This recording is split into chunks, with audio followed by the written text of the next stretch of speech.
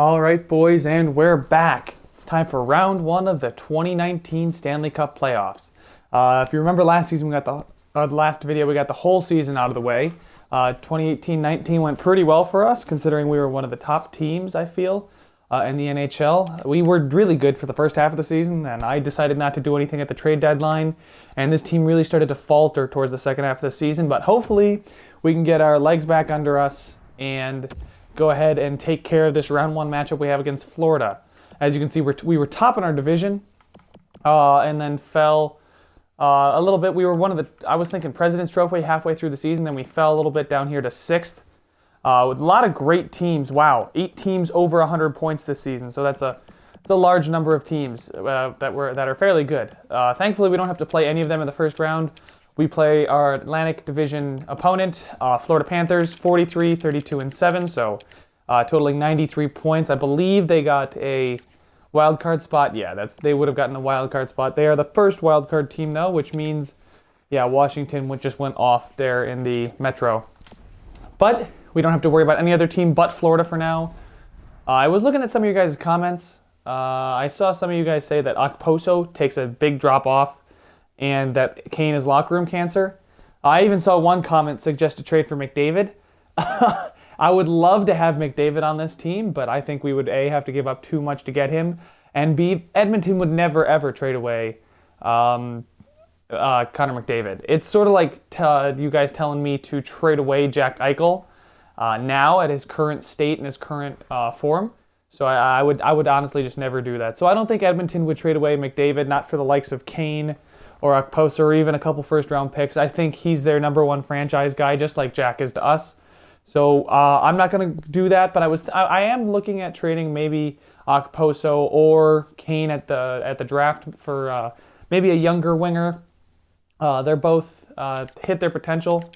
Go ahead and check out our lines here before the playoffs begin. They're both at their current potential. Okposo is 30, and then Kane is 27. So Kane's not going to grow, but I don't think he's going to drop. Okposo may start to drop pretty soon, so we may want to trade him away while he's still got a lot of trade value. Although I think a lot of the guys on the team then would be pissed because we traded away a star player. But if we get another star player in return who's younger, and maybe we give up a second, we could get maybe an 88 overall, somebody who's still got a little bit left in the tank, a little bit more than Okposo. Perhaps that sniper, and we could turn Eichel back into a playmaker. He didn't do badly this season as a sniper, as you can see here. 28 goals, 50 assists, almost point per game, really freaking close. And he just needed 2 more goals. So maybe I can put him back to a playmaker. He'd get that full 82 points. But for now, I think we're going to keep Okposo and Kane. I'll see how I'm feeling and how this team performs in the playoffs. I think we're pretty deep down the center. I mean, their first 3 centers are pretty good for their respective lines. Our second line center, O'Reilly, he's actually a second line forward. But he could be a first line forward on some teams. This Eichel-Reinhart combination is filthy, and then our wingers on the second line are pretty good. Third line, I think, is improved from last year's third line. I know second line, we don't have that we don't have that Henrik Sedin there in the center with O'Reilly on the wing. But I think this team can go just as deep. I think we've grown quite a bit. And then we've got our 2 young studs down here, our 20-year-old defensemen, Jake Bean and Callan Foote, both low elite, but growing like you wouldn't believe it. In 2 seasons, these guys have become serviceable NHLers, so that's why I'm thinking maybe trading a guy like Kulikov or Bogosian. Perhaps I package them with a Kyle Okposo and get some real stud forward, and therefore I can move Bean up here and Foote. And if you guys remember, McCabe got injured, so McCabe would then be on that top 6 pairing, and then Bean could go up there. But I'm not going to worry too much about the offseason for now. I know you guys want to get into the playoffs. I'm really excited. Let's see if we can at least do what we did last season, if not better. Making it to the Stanley Cup is definitely my goal, but first things first, we got to handle the Florida Panthers. I can't get too ahead of myself. I like to look ahead a lot. So we're going to go ahead and hold this team meeting. And yep, Eichel and Kane. I wouldn't say that he's a bad influence on Eichel. He's a goal scorer, and they just happen to have the same kind of personality styles according to EA. So that's why I don't think it's too big of a deal, because it doesn't seem like they have bad locker room chemistry. So I don't want to call them cancer, but looking at those numbers down there as far as overalls are concerned, I think we've got this matchup. I think we definitely have the better goaltender. I haven't looked at the teams yet, so that's just me saying this right now. But I mean, Matt Murray, and then we got Neuwirth as a backup if Matt Murray gets hurt or something. I think that was a good pickup, is getting Neuwirth. But anyway, we'll go ahead and check out their lines. Barkov is actually a 91, so he matches Eichel. I don't think Barkov's going to be nearly as good as Jack Eichel will be ever. So I don't agree with them being the same overall at this point. But Eichel still got room to grow. Huberdeau matches Okposo, but then Riley Smith, their right wing is a lot weaker than our right side, but their centers are stacked until you get down to that fourth line with Antoine Vermette, who's still a serviceable fourth line center, but I think center-wise we're going to be matched toe-to-toe. But I think our wingers, especially depth, I think we would have depth. That's the only thing I'm worried about is Bukestad. But other than that, I don't think they have a lot as far as offensive talent is concerned. Now, defensively, they have Ekblad on the second pairing for some reason. I don't know why you wouldn't put your true number one defender up on the first pairing. So yeah, this is kind of confusing to look at. Mark Pysyk, former Sabre. Don't get to say that a lot. There's not a lot of former Sabres left in the league that are still playing on NHL teams. Petrovic and Demers, Ekblad and Keith Yandel, and Michael Matheson and Mark Pysyk. So I would definitely say that it's about even defensively. I think our top two defensemen are better than their top two, but they're obviously having Ekblad down here. I don't get why they did that, but I'm not going to question it. Maybe they want to get him some playing time against some weaker opponents. And then they've got James Reimer as their goalie. So he's definitely, our backup goalie is actually better than their starter. So I don't know if somebody's hurt. Doesn't look like anybody's hurt, and nobody of importance on the rest of the team anyway. 83 overall winger. So I definitely think we can take this matchup, and I don't think it's one that we should struggle with. I certainly want to get out of this round as soon as possible, being the top team. I mean, look at our top two would beat their top two any day, and then our second pairing is as good as theirs, and then, yeah, we just have some injuries there on the back end. But yeah, I definitely think depth, especially along the wing, and our top six wingers, I want to say, are better than their top six wingers. And then our bottom six forwards, I think they are just better than theirs. I think they play more of a purpose than theirs do. I think they just kind of plug guys in there and hope they do well. But we'll see who wins. Obviously, may the better team win, and by God, I hope it's us. So let's go ahead and get started with Game 1 Buffalo. I am not going to play it. As you guys know from last season, I sim these. I like to do the first two periods and then watch the third period. So let's get Game 1 in Buffalo out of the way. Let's get it rolling. Puck drop. Here we go. Let's go with the first period. And Vermette scores on Murray. So just as I diss him and say he's an average fourth line center, he comes out and scores the first goal of the game on us. Come on, Matt Murray. You can't be letting Antoine Vermette score from there. And we need to have some offense. They've got no defense and no goalie. We need to have that depth scoring. They can't be scoring on us with their depth players. Second period. Oh, and just as I call the team out, they have a huge second period. A huge second period. So Larson ties the game up there on that second line. Jussi Jokinen then gives them the lead. And then we have 3 straight goals. Eichel, Reinhart, and Kulikov. I'm expecting to see a couple more goals from Eichel now when we do real simulations, because I made him a sniper. So maybe I could keep him a sniper if I like how he performs here. But yeah, that was a great second period for us. So let's go ahead and get this third period underway. Now we start off with the power play. Come on, Matt Murray. I need you to shut the door. No more than 2 goals. And wrists the line and scores on Reimer. I just think Reimer is outclassed right now. Matt Murray is definitely leagues better than Reimer. Even Neuwirth is right on par with Reimer. So 5 minutes, 4.5, 3.5, and then Nick Bonino scores another one, makes it 6-2. Hopefully this is how this series goes for us. I certainly wouldn't want to get bounced in the first round of the playoffs to this kind of team. O'Reilly had 7 hits, 3 assists. Gergenson's had 4 hits and 2 assists. So we definitely got that physical presence. Let's go ahead here and check out the stats. Who did what? O'Reilly had 3 assists. I think he assisted on Larson's goal, and I didn't see Kane scores. So he must have gotten some power play assists, because I think Bonino's goals might have been assisted by him. But anyway, that's all I care about is this team is getting points. These players are getting points. Cal Foot's happy because he's getting ice time. The legend of our top 6 defensemen. They're just going to be legends. I'm going to call it right now. Those 2 guys are just absolutely spectacular players at 20 years of age. low elite, and they're growing like you wouldn't believe. And hopefully I don't screw up their growth like I've screwed up Nylanders, or I think I just delayed Nylanders. But anyway, game 2. Let's get the win. Take both games at home. Let's get the first period. All right, nothing. Another slower first period for us. This time we didn't let Florida score. So let's go with the second period. And another good second period for us. Ristolainen, Reinhart, and Kane. He's performing in the playoffs. Reinhart and Risto. It's nice to see our defensemen stepping up and scoring. I never really get to see defensemen score a lot, but maybe we found something there with Risto and Fowler. Maybe they play well together. Let's go ahead and get the third period. Come on, you got a 3-0 lead. Oh, it's the worst lead in hockey, though. Vincent Trocheck comes back and scores it. I think that one might have been shorthanded, and then we give them a power play. Oh, thank God. Oh, another power play. Sorry, I thought the game paused. But then Delorier comes in and nets it. Makes it 4-1. That backbreaker puts the game out of reach. Jake Bean scores his first career playoff goal. That's awesome to see that young guy score. It may have been in garbage time, but he scored to make it 5-1. Another rout of the Florida Panthers. Let's go ahead and check out the stats here. Points-wise, yeah, Foote got 2 assists. Okposo had 2 assists, so Foote's actually performing. I'd like to see him keep performing. I can maybe put him on a line with Jake McCabe. There's the Stars. Matt Murray only letting in 1 goal on 22 total shots, so that's nice to see. I was kind of worried about goaltending last year when we had to win some shootout games, but I definitely think this team has matured. They made it to the Eastern Conference Finals, and they know what's expected of them now. So Jake McCabe is now available to play.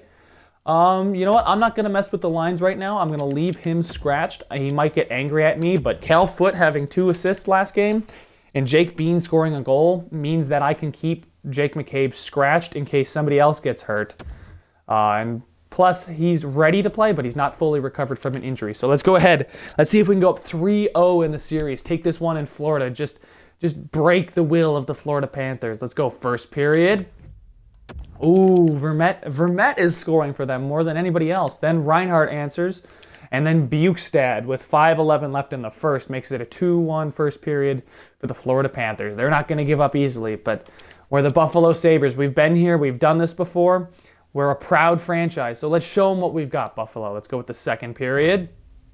Ooh, and then Huberdeau scores to make it 3-1. We're out shooting them by far, but I guess Reimer doesn't want to disappoint in front of those Florida Panthers fans, all 5,000 of them at the arena right now. Oh, come on. Oh, you can't be giving up penalties when you want to come back in a game. Come on. Wow. Reimer appears to be really standing on his head, and we're just taking stupid penalties at this point. 3-1. Florida's bouncing back.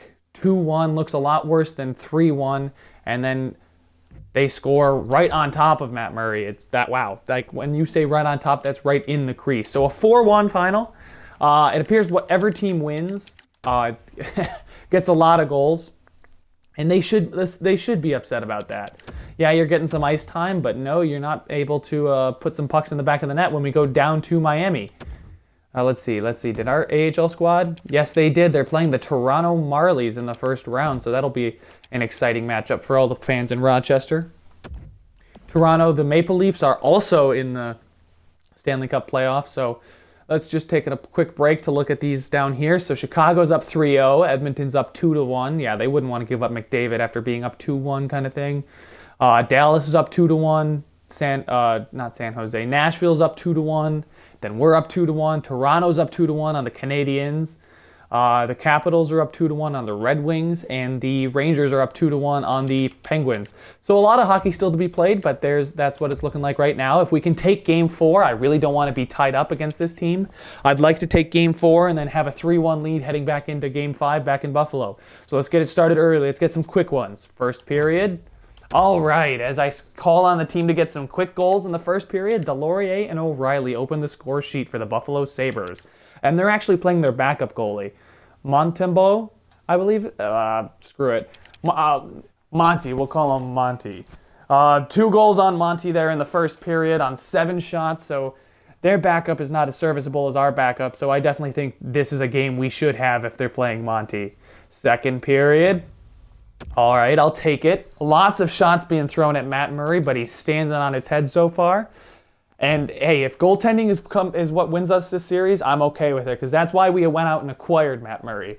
Jack Eichel scores on Monty.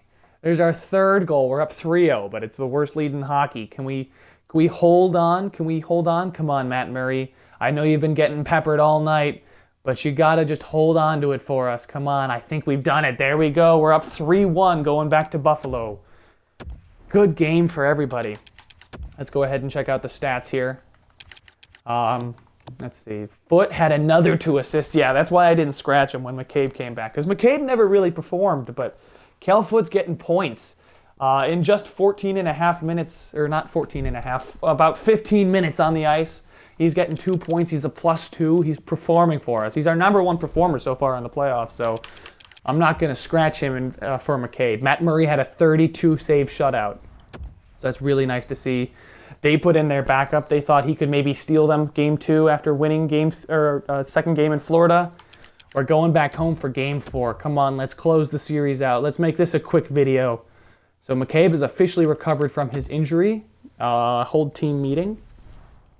I'm probably going to do motivating this time just because let's give the people what they want. And apparently nobody likes to be motivated, but we motivated Jake Bean, O'Reilly, and Delorier. Couple of our top performers so far in the playoffs, so that's nice to see. I like morale, but I don't really pay too much mind to it. We'll go ahead and simulate Game 5 back in Buffalo. Oh, come on, boys. The crowd is raucous here in Buffalo. They want to see you get back to the Eastern Conference Finals, at least to the next round. Let's see. First period, and we score 2 quick ones. Before the 5-minute mark of the period, Foligno and Eichel score on Monty. So that, I think Reimer might have gotten hurt. They wouldn't be playing Monty if he hadn't. So Foligno and Eichel, that depth scoring, that 4th-line center, and then our 1st-line sniping center, Jack Eichel. Let's go ahead. Shots are 14-7 in favor of Buffalo. Oh, it's going to be a good game. I'm feeling a good video. Let's go second period. All right, I'll take that. They caught up a little bit in shots, but we still have a 2-0 lead. Now, come on, Matt Murray. I need you to shut the door. What has it been, like 5 periods now? Come on, you have 1 more period in ya. Come on, Matt Murray. Come on, Buffalo. Net another one. Give your goalie some insurance. 2-0. Let's go. Oh, we're under 10-minute mark. Oh, boy. 6, 5, 4, 3, 2, and 1. And the Buffalo Sabres are back to the second round of the playoffs in a relatively easy 4-1 gentleman's sweep of the Florida Panthers. Good game for the team all around. Like I said, we just outclassed the team in almost every aspect. They had some good players, don't get me wrong, which is probably why they won Game 3, but they wouldn't have been able to win 4 on us. So Okposo gets another point. I don't know what that decline you guys are talking about. He's putting in points, and that's all I care about. We could even hang on to him as a second-line option and then find somebody to be our first-line option. If maybe Larson or Carrier or somebody like that grows. Maybe Alexander Nylander takes some gigantic jump in the offseason.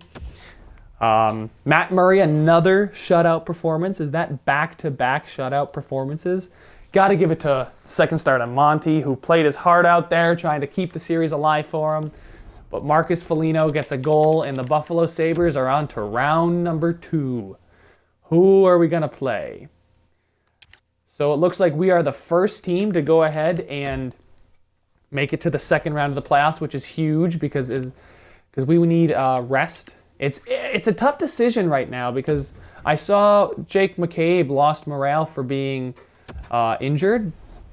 Or not injured, for being scratched. But I just like the way this team is playing right now. Maybe he's somebody we hang on to, keep him scratched, just in case, there is some kind of shakeup needed in the locker room. If we don't do well next series, let's go ahead and keep tabs on how everyone else is doing. So the Capitals are the next best team to make it. They beat the Red Wings in a gentleman's sweep of 4-1. Jake McCabe is not happy. Demanding? Hey, he likes demanding, so now he's okay. He's better. I didn't like to see that gray face because I don't want his morale to drop too bad because then he wouldn't have a very good offseason. And he would also hurt the locker room chemistry.